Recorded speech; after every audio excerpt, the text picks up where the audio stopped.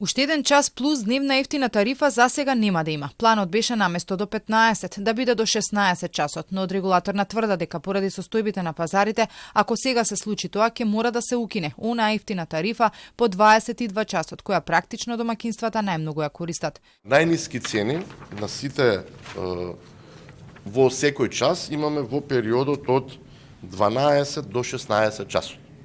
Значи тоа се цени кои што се на берзата Хупекс под 50 евра за мегават час.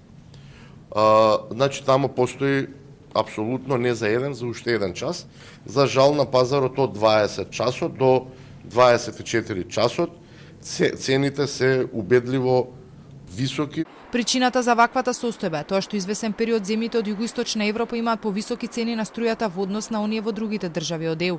Од Европската енергетска заедница тврда дека тоа се случило заради топлото лето, но и поради тоа што земјите во регионот не се доволно енергетски поврзани. Бислимовски пак се сомнева дека ова се причините за разликата во цените. Но прекограничните преносни капацитети според мене функционира и во јануари, во февруари, во март, во април и во мај, и тогаш немаше никаков проблем во однос на цените. Сега се доведовме како регион да плаќаме, имаше денови до 3 пати повисока цена на електрична енергија.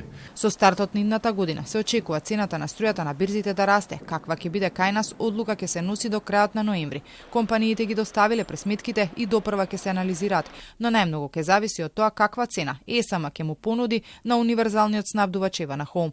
Електрани не се во најдобра состојба, но пари од буџетот за нив не се планираат. Сепак Бислимовски се надева дека државата ќе помогне, затоа што компанијата лошо работи.